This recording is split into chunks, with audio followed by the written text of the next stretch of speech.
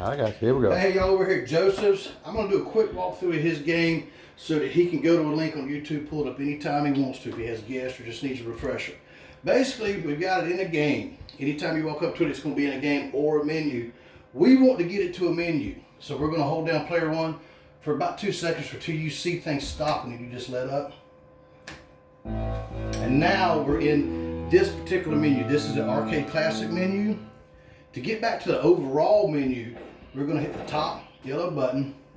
And this is now going to take us to the overall menu. We're going to roll through 3 of the different menus just so I can walk him through, make sure he You want to get on the other side of me here?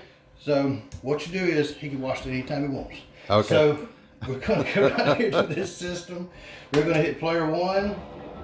Now once we're inside the all game menu, we can search game by game by just simply scrolling up one at a time. We can hold it down to go kind of fast, or up to peruse the menu, or we can hold it left or right to go really fast because this is a lot of games. We're going to back out. We're going to go back to the main menu to show you the rest of what we're going to do here. And to get back, we're going to once again hit the top yellow button. And now we're back. We're going to go to Arcade Classics. That's where all your Arcade Classics are. To load it in, we're going to hit player 1. Now we're here. We're going to do the same thing. We scroll around, look for a game, hit player 1 to load that game in. It's going to take just a few seconds, just like if you turn on the original game. And once it pops up, with arcade games, the one thing to remember, they all have to be credited. So with a coin or a credit, we're going to use this button on the front to credit our game. So once it's up,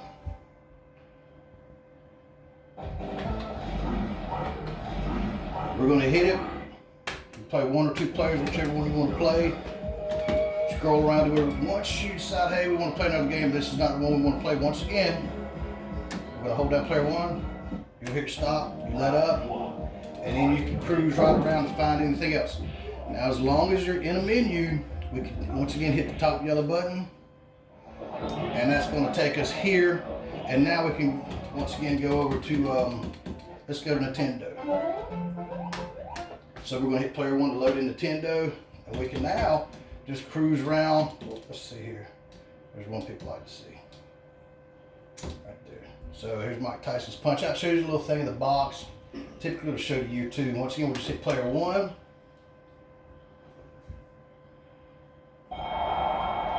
Now with console games, you don't have to credit them, but what you do, you have to find your path. Different ones are different ways. Typically with Nintendo, you just keep hitting player 1 or the red button.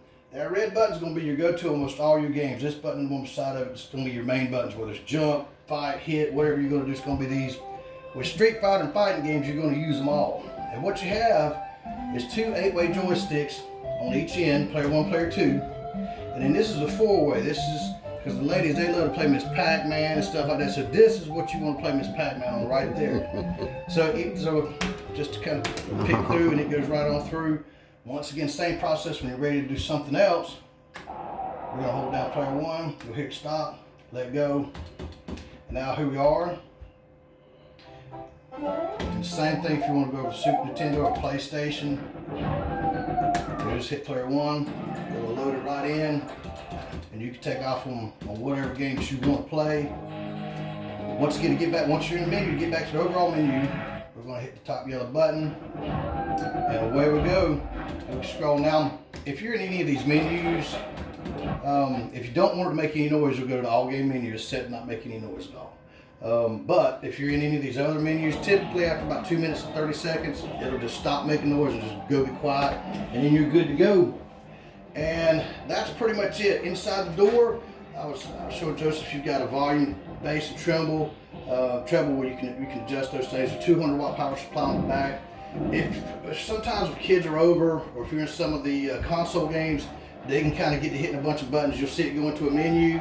If you're really unsure what to do, most of all the things where you might need to have something fixed is just simply unplugging it, plugging it back in. Just takes right back off, and it doesn't seem to like to sit for more than maybe a half a day to a day.